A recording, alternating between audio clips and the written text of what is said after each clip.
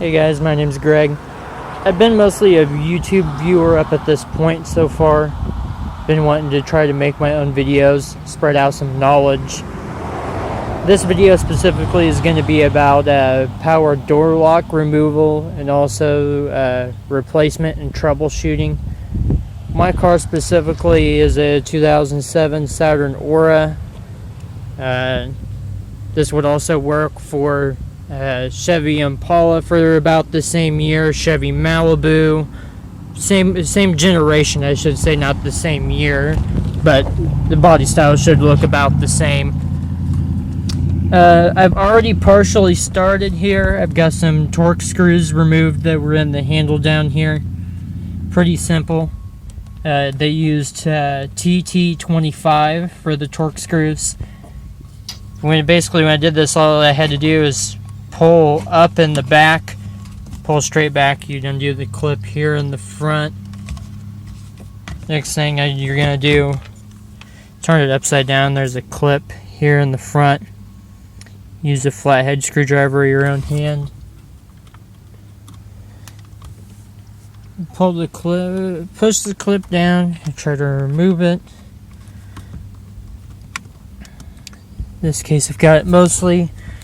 I always have the problem that when on these clips, I'll show you in a minute, there's a part in the back that sticks up higher that never really wants to come all the way down when you push on the switch.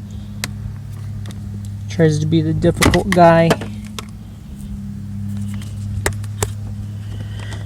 This isn't as hard as it looks, I promise you. I'm just having trouble trying to hold the phone. Okay, we got it.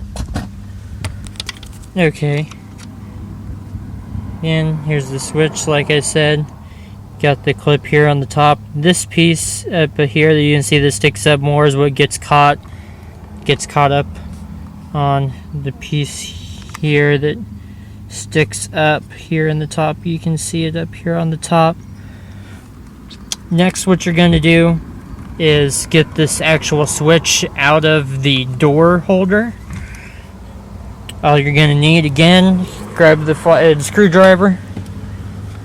There's clips on each side. I can't really have a way to show them to you, it's too dark. Just going to push in lightly and also push down on the switch so that it goes back towards the top.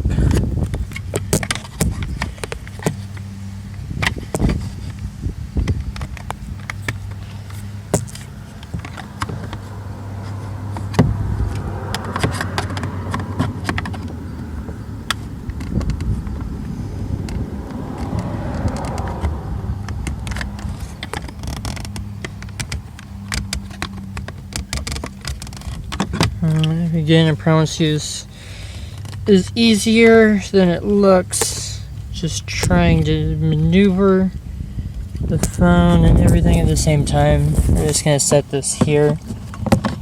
Really didn't want to do that so you guys could try to see, but it's kind of pointless anyway since the camera's moving around so much.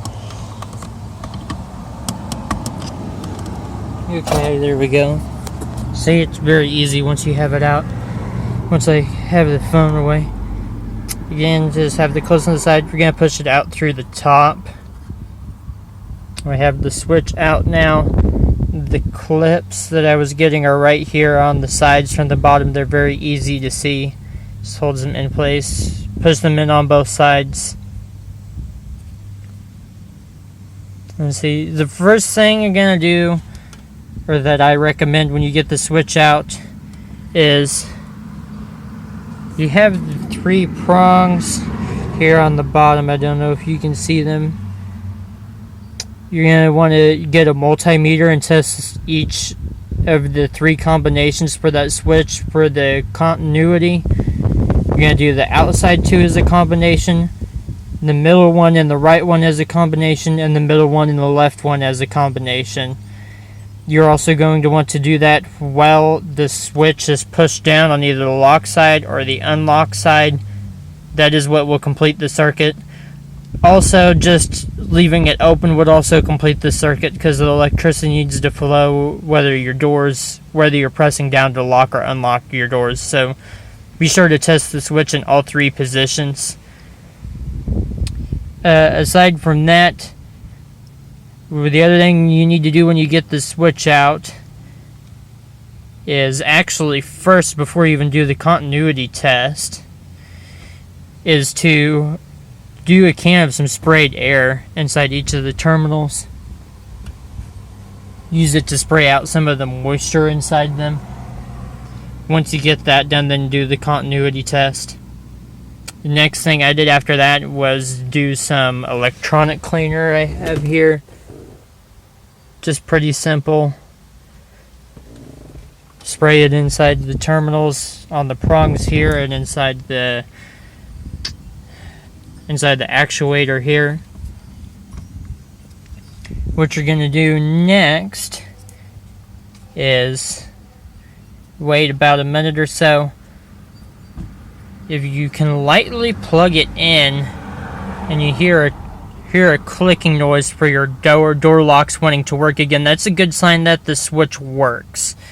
May not work fully, but you know in that sense that the actuator is fine.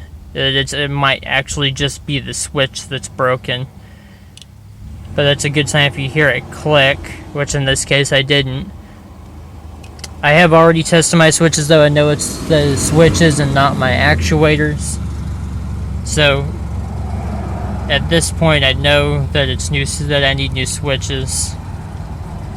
But at this point, what I can also do is again take the flathead screwdriver. We can disassemble the switch further than it already is. I hope you can see here. The top, you see the trim here underneath. We have the screw here in the center for the rocker. Take the flathead screwdriver right next to that screw. You're going to pry it underneath. Pop it up to one side and get the cap to come off. Then you're going to have the top open here. You can see the circuit board. You can't access it yet. Your next step is 2 prongs here in the center on each side. You can get away with doing this to one side and it'll pop out. I'm just going to stick the screwdriver over the bottom side closest to those prongs. What you're going to do is lift up. Pops that here. I'm going to separate it and take the green cover off. We now have the circuit board exposed. You can see to the top here. I've already done this, but it was corroded a little bit at the top, so some of the board was white. Again, just take some of the electrical cleaner, spray on it. It's not going to hurt it. It's what it's made for. It also does dry very quickly, I have to say. Again, you can do what I did is this actually separates into one more piece separate from the bottom half. Again, you have the 3 prongs there. You have a clearer connection this time, so if it makes it easier to test it for the continuity test, you can disassemble it completely. After you clean it, you're going to put it back together. I'm going to take this bottom half again. Pretty simple. The hole opens here on the side, so I want to make sure that my 3 prongs face into where that hole is. I'm going to take the green cover, put it back over the top of the circuit board. Lastly, I'm going to take the top half of the circuit board right here. This one specifically under this is the driver's side one. And I know you guys can see it. There's a little peg here on the end that matches up with the peg with the hole in this end for the cover for it to stop to keep from sliding further down. The driver's side one is the only one that has it. The passenger side does not. All you're going to merely do is clip it in on one side into the holes. Then you can press down the other side. It's locked back into place again for your switch. You're going to take the head of the rocker switch. The best way I can tell you this, it's the driver's side one, face the peg so they face outward for the prongs. and you want the unlock side to face towards the interior of the car. That's part of the way you can help make sure it is that you're putting the switch back on correctly. The other thing is, if you try to put it on the other way when you're done, you won't be able to rock it. In this case, I can still rock it back and forth. I know it's still working.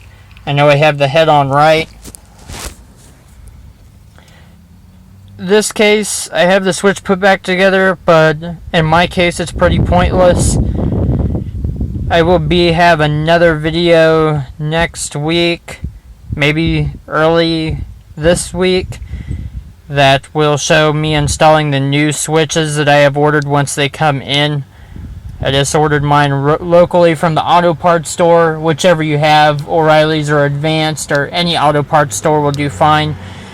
These switches for me, driver side was $42.99 a piece. Passenger side, for some reason, was a special order. I don't know why. I don't see the difference in the switch. It was actually cheaper, though, surprisingly, being a special order. It's only $36 without tax. Again, driver side was $42.99 without tax. So, again, I'll have that other video soon. Be sure to check out some other videos of mine in the future. I'm going to be doing some videos on more educational items. See you later.